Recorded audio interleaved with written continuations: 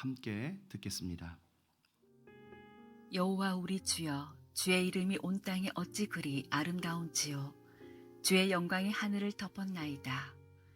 주의 대적으로 말미암아 어린아이들과 젖먹이들의 입으로 권능을 세우시며 이는 원수들과 보복자들을 잠잠하게 하려 하심이니이다. 주의 손가락으로 만드신 주의 하늘과 주께서 베풀어 두신 달과 별들을 내가 보오니 사람이 무엇이기에 주께서 그를 생각하시며 인자가 무엇이기에 주께서 그를 돌보시나이까. 그를 하나님보다 조금 못하게 하시고 영화와 존귀로 관을 씌우셨나이다. 주의 손으로 만드신 것을 다스리게 하시고 만물을 그의 발 아래 두셨으니 곧 모든 소와 양과 들짐승이며 공중의 새와 바다의 물고기와 바닷길에 다니는 것이니이다. 여호와 우리 주여, 주의 이름이 온 땅에 어찌 그리 아름다운지요.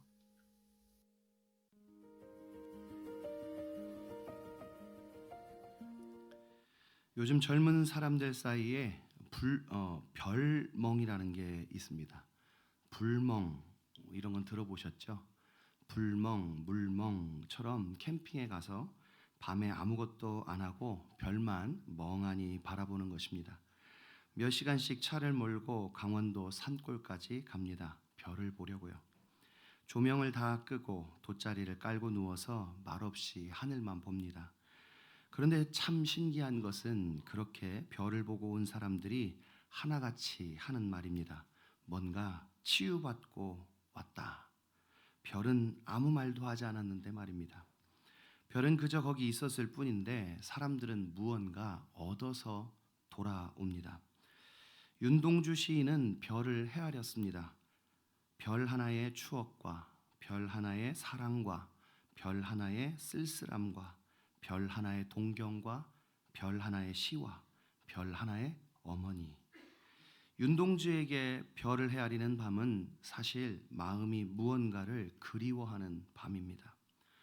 3000년 전에도 매일 밤 그 별 아래 있던 소년이 있습니다. 그는 들판에 있었고 양떼는 잠들었습니다. 소년은 혼자 깨어 있었죠.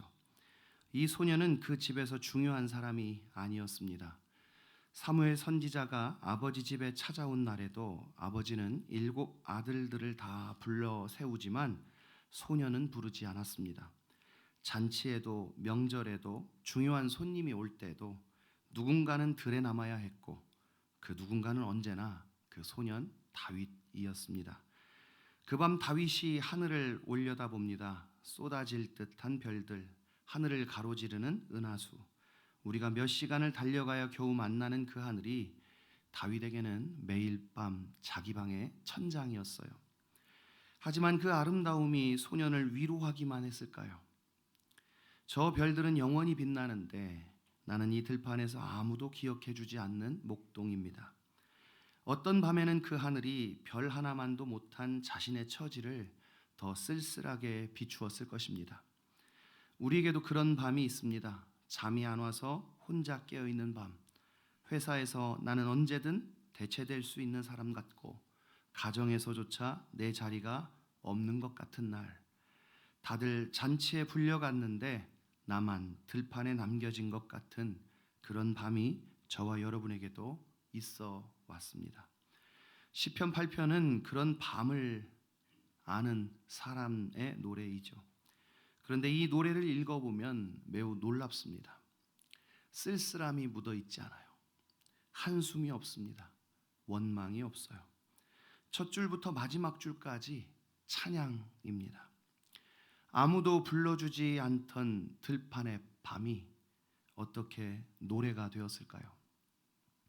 첫째, 하나님이 그를 마음에 두셨기 때문입니다.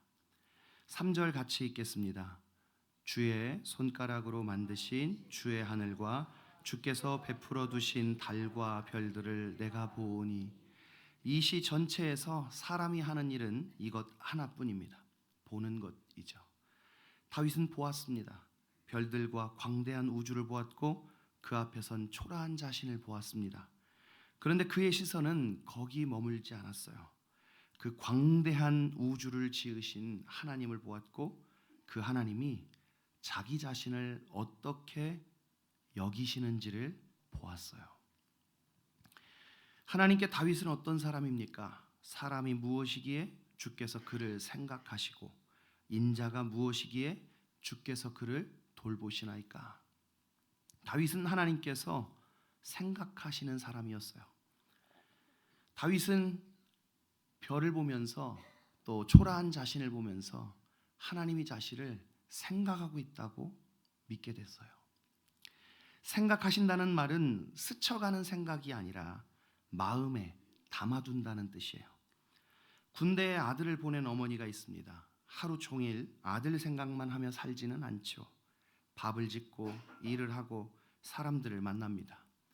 그러다 비가 오면 거기도 비가 오려나, 반찬이 맛있으면 우리 아들이 이거 좋아하는데, 하루 종일 생각하지 않아도 마음에 담겨져 있어요. 어떤 아버지의 지갑에는 20년 된 사진이 한 장 들어 있습니다. 아이가 7살 때 사진이에요. 제 핸드폰에도 메인 화면에 아이들 사진이 있죠. 아마 아이가 커도 그 아이가 저한테 손주를 안겨주지 않는 한 그 배경화면은 바뀌지 않을 거예요. 그 아이는 이제 30이 넘었고 자주 연락도 안 하는데 아버지는 지갑을 바꿀 때마다 그 사진을 먼저 옮깁니다. 그냥 지니고 다니죠. 다윗은 하나님이 자신을 그렇게 담으셨다고 고백한 거예요. 하나님이 이사야를 통해 그 백성 이스라엘에게 말씀하십니다.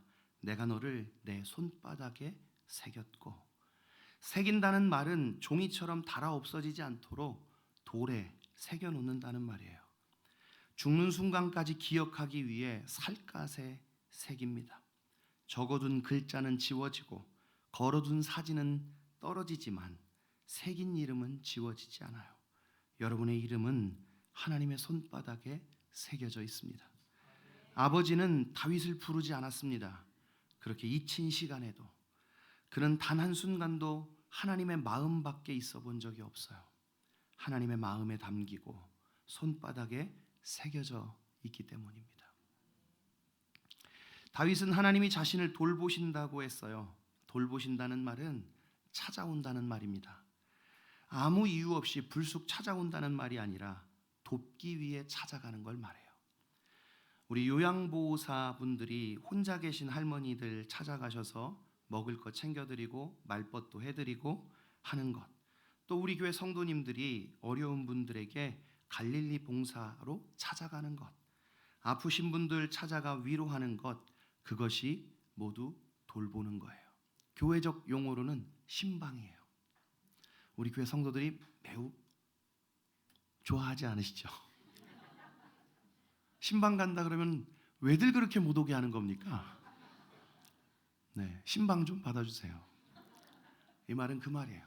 무슨 말이냐면 하나님께서 아무도 찾아오지 않는 다윗에게 신방 오셨다, 찾아오셨다는 거예요. 형제들과 가족들은 잔치를 즐기고 있는데 자신은 들판에 있고 양을 치고, 하나님은 그런 나에게 찾아오셨다는 거예요. 잔치 자리 가지 않으시고 내가 있는 곳으로 오셨다는 뜻입니다. 제가 설교를 준비하면서 주마등처럼 스치는 방문, 신방이 생각났습니다. 제가 정말 위태로운 일을 겪은 적이 있어요. 제가 사실 말하는 것도 좀 조심스럽고 약간 트라우마가 있어요. 제가 가르치던 청년이 스스로 목숨을 끊은 적이 있습니다. 가족들이 좀 오해를 하셨어요. 제가 그 죽음에 연관되어 있다고 생각하셨어요. 저에게 경찰서로 오라고 연락이 왔습니다. 교회에 알리고 상가에 방문하려는데 소식을 들은 청년부 전체가 제 작은 자취방에 숨어있는 저를 찾아왔습니다. 청년들은 학교와 직장에서 하던 일들을 모두 멈추고 저에게 와주었어요. 아무 말을 하지 않아도, 저를 대신해서 변호해 주지 않아도 제게 얼마나 큰 위로가 되었는지 모릅니다. 오늘 모두에게 이런 방문이 있었을 것입니다. 주저앉은 나를 일으키는 방문이, 초라함에 더욱 숨어둔 나를 찾아온 사람이 있을 것입니다. 그들이 찾아와서 살았습니다. 하나님이 여러분을 찾아가셔서 살았어요. 숨어있는 나를 찾아내 주셔서 살았어요. 사랑하는 성도 여러분, 초라하게 별을 헤아리던 다윗에게 찾아오셨던 그 하나님이 오늘 우리의 별 해는 밤에도 찾아오십니다. 여러분을 마음에 두시고 돌보시기 위해 찾아오심을 믿으시기 바랍니다. 둘째로 하나님이 그를 존귀하게 하셨기 때문이에요. 4절을 같이 읽겠습니다. 사람이 무엇이기에 주께서 그를 생각하시며 인자가 무엇이기에 주께서 그를 돌보시나이까. 다윗은 자신을 이 인간이라는 말은 히브리 말로는 에노시라는 말인데 반드시 죽는 사람 정도 돼요. 그러니까 필멸자입니다. 영원하신 하나님 앞에 우리는 반드시 사멸하는 존재예요.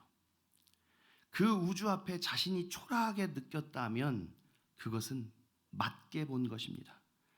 스스로는 자신을 구원하지 못하는 필멸자인 다윗은 어떻게 됩니까? 5절 같이 읽어볼까요? 그를 하나님보다 조금 못하게 하시고 영화와 존귀로 관을 씌우셨나이다. 관을 씌우셨다고 했어요. 주의 손으로 만드신 것을 다스리게 하시고 만물을 그 발 아래 두셨으니 왕으로 삼으셨다는 뜻입니다. 하나님께서 그를 특별하게 만드셨어요. 이새의 집에서 가장 별 볼 일 없는 아들, 아무도 주목하지 않는 다윗을 선택하시고 그를 특별하게 만드셨어요. 왜 다윗일까요? 왜 나입니까? 사무엘도 다윗의 형들을 보면서 이런 사람이라면 왕으로 세울 만하다 했었어요. 하나님은 그들을 다 어때요? 택하지 않으셨죠. 그리고 보잘것없고 볼품없는 다윗을 선택하셨어요. 그리고 왜 여러분입니까? 왜 여러분일까요? 아무도 모릅니다. 하나님께서 다윗을 그리고 또 저와 여러분을 사랑하기를 기뻐하셨기 때문이에요. 왜 나를 사랑하는지는 몰라요. 왜 나를 사랑하고 기뻐하시는지는 잘 모르겠어요. 내가 사랑받을 만하지 않다는 것만 분명할 뿐이죠. 그러나 하나님은 나를 선택하셨어요. 선택이 무엇이에요? 제가 2002년, 그러니까 벌써 20년이 더 된 드라마 이야기를 해보려고 합니다. 보신 분이 있는지 모르겠는데 MBC에서 방영한 선물이라는 드라마가 있었어요. 이거 되게 오래된 드라마인데 제가 송윤아 씨 좋아하거든요. 송윤아 씨가 주인공이었어요. 송윤아 씨, 손지창 씨, 그리고 고인이 되신 송재호 장로가 이렇게 출연한 드라마입니다. 줄거리는 송재호 씨가 기자 출신으로 미혼모에 대해 아주 중대한 오보를 내서 책임감으로 기자를 그만두고 그 보육원에 들어가서, 그러니까 미혼모들이 낳은 아이들을 돌보는 보육원에 들어가서 이렇게 아이들을 돌보며 이야기가 시작돼요. 그런데 이 보육원에 들어가 생활하다가 보육원이 경영이 어려워서 해체되고 어디도 가지 못한 남아있는 아이들을 자기가 다 입양합니다. 입양하고 겪는 이야기였어요. 오래된 드라마라 기억이 가물가물하지만 대사 하나는 분명하게 기억나는 게 있어요. 그게 제 마음에 선명하게 남았어요. 고아원에서 아이들을 입양했는데 이 막내 아이가 학교에서 부모 없는 아이라고 놀림을 당한 거예요. 송재호 씨가 아이를 안아주면서 내가 네 친아버지가 아니라 너를 낳아주지는 못했지만 나는 너를 많은 아이들 중에 선택했다. 이유는 네가 특별하기 때문이다 했어요. 다른 사람들의 자녀들은 선택받은 것이 아니지만 나는 너를 선택했으니 너는 특별한 존재라는 말이죠. 저는 이 작가분이 기독교인이라고 추정합니다. 이거는 기독교적인 신앙이 아니고서는 나올 수 없는 대사예요. 네, 선택이 사랑이에요. 그리고 그 사랑이 사람을 특별하게 만듭니다. 선택은 하나님의 사랑을 표현하는 가장 정확한 단어입니다. 하나님은 다윗을 사랑하셨다는 말은 하나님 그를 선택했다는 말이에요. 하나님 여러분 사랑하셨다는 말은 하나님이 여러분을 선택했다는 말이에요. 선택은 필연적으로 배타적입니다. 하나를 선택하면 다른 한편은 선택하지 않는 것이기 때문이죠. 그 배타성이 선택의 대상을 특별한 존재, 존귀한 사람으로 만드는 것입니다. 하나님의 사랑은 언제나 선택적이고 배타적이에요. 여러분 선택하셨잖아요? 선택하지 않은 사람도 있어요. 여러분 사랑하셨잖아요? 사랑하지 않은 사람도 있어요. 연인이 사랑을 하면 결혼을 합니다. 누구나 사랑하지 않아요. 그 사람만 사랑하죠. 신부의 존귀함은 그 선택에서 오는 거예요.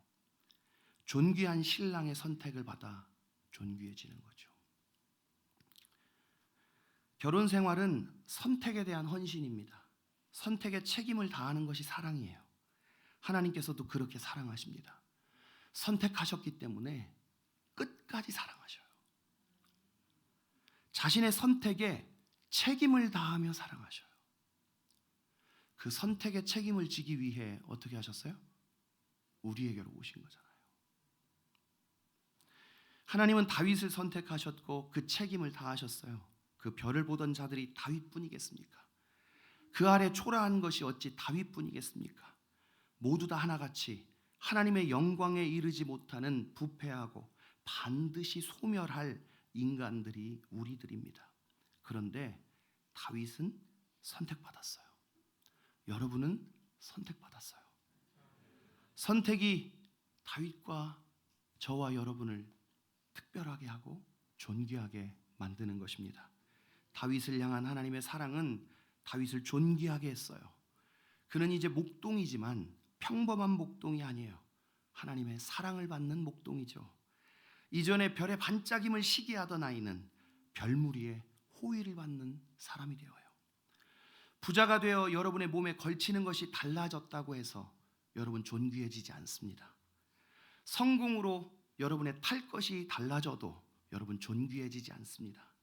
많은 사람들의 환호와 인정을 받는다고 해서 여러분 존귀해지지 않습니다. 우리가 가진 상처와 아픔과 부패함들은 결코 그런 것들로 치유되지 않아요. 사랑이 답입니다. 다윗이 하나님의 사랑을 받고 그 사랑을 깨닫고 달라진 것처럼 우리의 모난 것들, 우리의 망가진 것들, 주눅들고 어두운 마음들을 주님의 사랑이 치유합니다. 사랑하는 여러분, 바울은 에베소 교회에 편지하기를 그리스도의 사랑의 너비와 길이와 높이와 깊이가 어떠한지를 깨닫도록 간구한다고 했어요. 왜 그랬을까요? 왜 그리스도의 사랑의 길이와 높이와 깊이가 어떤지를 깨달아 알기를 하나님 앞에 간구했을까요? 왜 그렇게 중보했을까요? 그것이 하나님이 주시는 모든 풍성한 은혜를 누리는 길이기 때문이에요. 여러분의 문제가 별처럼 많아도 답은 하나입니다. 하나님의 사랑을 깨닫는 거예요. 매일 여러분의 기도 중에 주님의 사랑을 깨닫도록 기도하시기 바랍니다. 그 사랑이 진창에 떨어진 자도, 시험에 빠진 자도, 소외당한 자도, 잊혀진 자도 일으키고 회복하십니다. 어떤 상황에 떨어져 있어도 주님이 나를 얼마나 사랑하는지를 깨닫게 된다면 그 본래의 존귀함을 회복하게 될 줄로 믿습니다. 우리 중에 환우들이 계시죠. 너무나 마음이 아프고 괴로운 일입니다. 몸이 아플 때도 마찬가지입니다. 늘 기도하십시오. 주님, 내가 이 병 중에도 주님이 나를 얼마나 사랑하시는지 깨닫게 해주세요. 이 병을 통해 도리어 주님 더 사랑하게 해주세요. 사랑이 우리를 존귀하게 만드는 줄로 믿습니다. 마지막으로 하나님이 그를 승리하게 하셨기 때문입니다. 2절의 말씀 같이 읽겠습니다. 주의 대적으로 말미암아 어린아이들과 젖먹이들의 입으로 권능을 세우시며 이는 원수들과 보복자들을 잠잠하게 하려 하심이니이다. 이상하지 않습니까? 하나님이 원수들을 잠잠하게 하시는데 군대나 용사를 사용하지 않고 젖먹이의 입을 사용하십니다. 세상의 가장 약한 존재, 아무것도 증명할 수 없는 존재, 아무것도 스스로 할 수 없는 존재, 그저 품에 안겨 있는 것이 전부인 존재, 그 입으로 하나님이 원수를 잠잠케 하십니다. 다윗도 그런 사람이었습니다. 사울 왕이 골리앗 앞에 나가겠다는 다윗에게 자기 갑옷과 투구를 입혀주죠. 그런데 다윗은 어때요? 그 갑옷과 투구를 걸칠 수 없을 정도로 작았어요. 갑옷과 투구가 어울리지 않는 사람이었습니다. 그래서 벗었습니다. 그가 들고 나간 것은 평생 양을 치며 쓰던 물매, 그리고 시냇가에 주운 돌 5개였습니다. 골리앗은 그를 보고 비웃었습니다. 그런데 그 돌 5개 중에 2개도 쓰지 않았습니다. 하나로 골리앗이 무너졌죠. 다윗은 있는 모습 그대로 나갔습니다. 모자란 것 그대로, 부족한 것 그대로, 인정받지 못하는 것 그대로. 이기게 하시는 분은 갑옷이나 무기가 아니라 하나님이시라는 사실을 믿었기 때문이에요. 시간이 흘러 예수님의 제자들에게도 같은 일이 벌어집니다. 베드로와 요한이 예루살렘의 종교 지도자들 앞에 섰을 때 사람들은 그들을 배우지 못한 범인들이라고 조리 있게 말하지 못할 줄 알았어요. 그런데 베드로와 요한이 너무나 능숙하게, 유능하게 말을 잘했어요. 정식으로 교육받아 본 적 없는 어부들이 당대 최고의 학자들을 놀라게 했습니다. 하나님이 하시고자 하시면 똑똑하게도 하십니다. 기도 중입니다, 제가. 주님, 제 아들을 제발 똑똑하게 해주세요. 하실 수 있잖아요. 하실 수 있어요. 하나님이 이기게 하시면 아이가 골리앗을 이깁니다. 하나님은 약한 사람으로 승리하게 하십니다. 젖먹이의 입으로 원수를 잠잠하게 하시고 목동의 손에 물맷돌 하나를 들려 왕을 무너뜨리게 하시고 배우지 못한 어부의 입으로 학자들을 잠잠하게 하십니다. 여러분이 오늘 스스로 부족하다고 느끼는 그것이 하나님께는 낮아서 혹은 못돼서 못 쓰는 그것이 아닙니다. 하나님은 여러분을 사용하십니다. 여러분이 어떤 모양이라도 다 다듬어 사용하십니다. 그리고 하나님이 여러분을 이기게 하십니다. 어제 교구의 목자들과 아우팅을 했습니다. 한 분이 자신의 실패에 대해 이야기해 주었어요. 그 이야기를 들을 때 깊은 절망과 후회와 낮아진 자존감과 부르짖어도 달라지지 않는 현실에 매우 깊이 공감했습니다. 왜냐하면 저의 실패, 저의 좌절, 위기와 후회, 수치심들이 하늘에 수를 셀 수 없는 별처럼 떠올랐기 때문이에요. 여러분은 어떠신가요? 여러분의 별들은 여러분을 기쁘게만 하던가요? 아니지요. 우리도 절망을 아는 사람들입니다. 하지만 그게 끝은 아닙니다. 하나님이 반드시 이기게 하십니다. 세상에서 신자로 살아가는 동안에 우리가 겪는 말 못할 고민들이 얼마나 많습니까? 언제나 지는 것 같아요. 언제나 실패하는 것 같아요. 그러나 반드시 이기게 하십니다. 이기게 하시는 분은 하나님이십니다. 전쟁은 하나님의 손에 달려 있는 거예요.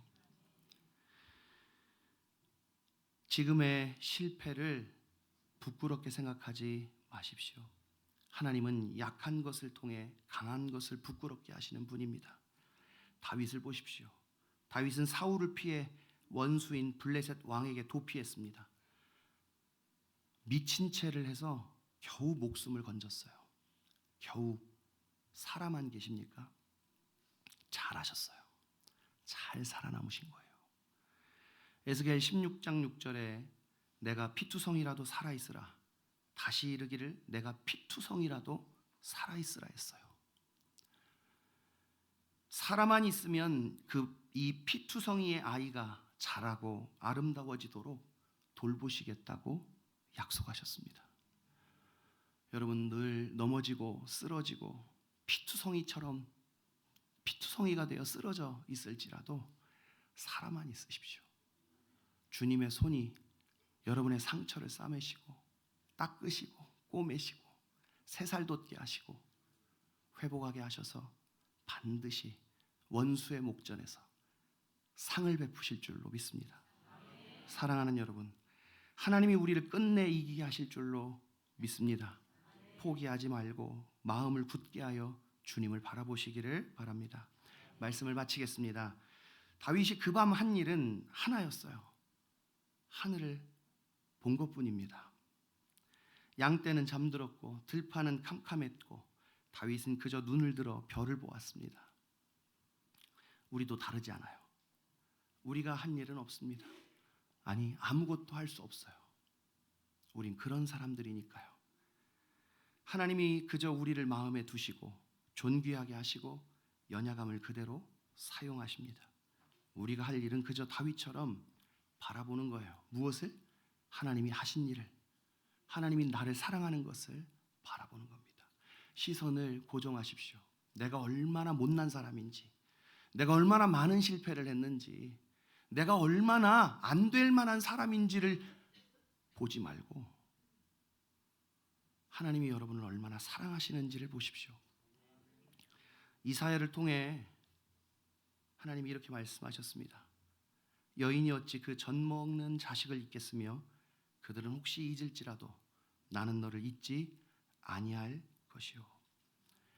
아버지가 부르지 않던 그 밤에도 지갑 속 빛바랜 사진처럼 우리는 단 한 번도 하나님의 마음 밖에 있어 본 적이 없습니다. 우리가 좌절할 때도, 우리가 사람들에게 손가락질 당할 때도, 사람들이 너는 안 된다고 말할 때도 우리는 하나님의 마음 밖에 있지 않아요. 윤동주는 별 하나의 추억과 사랑과 쓸쓸함을 담아 헤아렸습니다. 그리움을 새던 밤이었어요. 오늘 우리의 별 해는 밤은 다릅니다. 우리는 그리움을 새는 것이 아니라, 결핍을 세고 있는 것이 아니라, 실패를 세고 있는 것이 아니라 우리를 향한 주님의 사랑을 헤아립니다. 다윗은 다시 하나님을 찬양합니다. 여호와 우리 주여, 주의 이름이 온 땅에 어찌 그리 아름다운지요. 이 찬양이 여러분의 별 해는 밤 가운데 울려 퍼지시기를 축원합니다. 함께 찬양하겠습니다.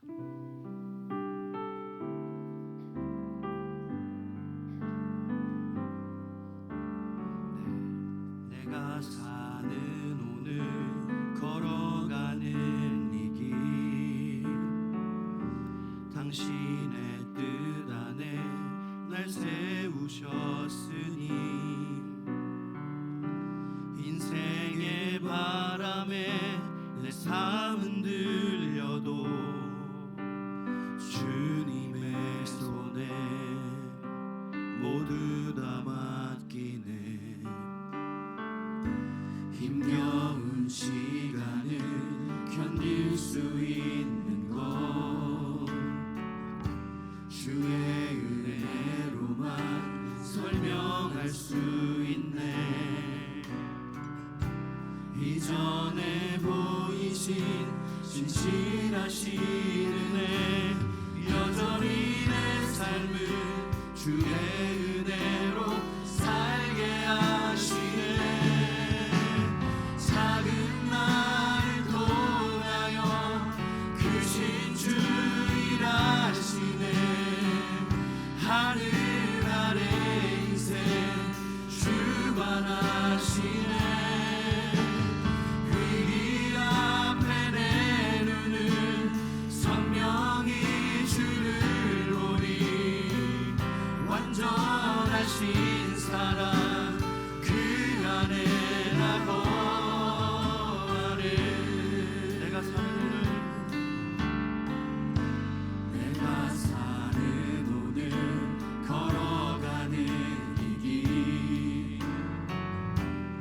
당신의 뜻 안에 날 세우셨으니 인생의 바람에 내 삶은 들려도 주님의 손에 모두 다 맡기네. 힘겨운 시간을 견딜 수 있는 것 주의 은혜로만 설명할 수 있네. 이전에 보이신 신실하신 은혜 여전히 내 삶을 주의 은혜로 살게 하시네. 작은 나를 통하여 크신 주 일하시네. 하늘 아래 인생 주관하시네. 위기 앞에 내 눈은 선명히 주를 보리. 완전하신 사랑 그 안에 나도 작은 나를 통하여 작은 나를 통하여 크신 주 일하시네. 하늘 아래 인생 주관하시네.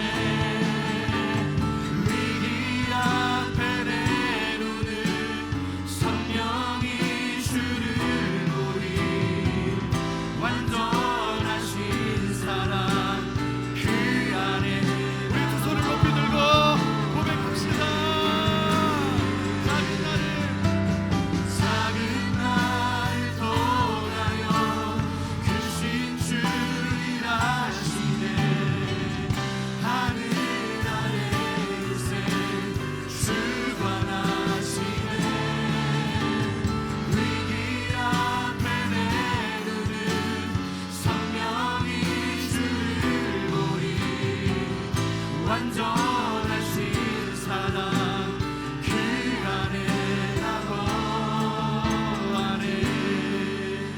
사랑하는 성도 여러분, 우리 각자에게도 들판에 홀려 남겨진 것 같은 밤이 있었습니다. 그 밤에도 주님은 우리를 마음에 담아두고 계셨습니다. 그 사랑을 깨닫게 해달라고, 무너진 내 마음을 그 사랑으로 일으켜달라고 우리 다 함께 주님 찾고 기도하겠습니다.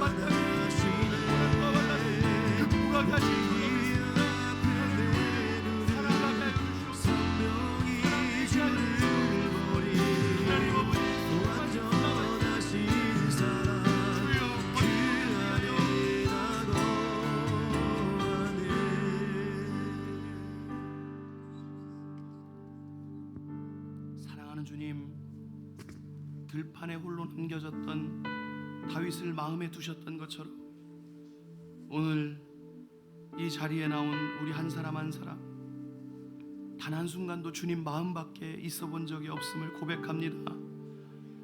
주님, 이 시간 부르짖은 우리의 기도를 받아 주옵소서. 잊힌 것 같은 자리에서 울던 심령들을, 고독에 몸부림치던 영혼들을 주님의 사랑으로 어루만져 주시고, 주눅들고 어두워진 마음마다 존귀의 관을 다시 씌워 주옵소서. 피투성이라도 살아있으라 말씀하신 주님, 지금 실패의 자리에 앉아있는 성도들을 일으키셔서 연약함 그대로 들어쓰시는 주님의 승리 보게 하여 주옵소서. 이 한 주간 저희가 각자의 들판으로 돌아갑니다.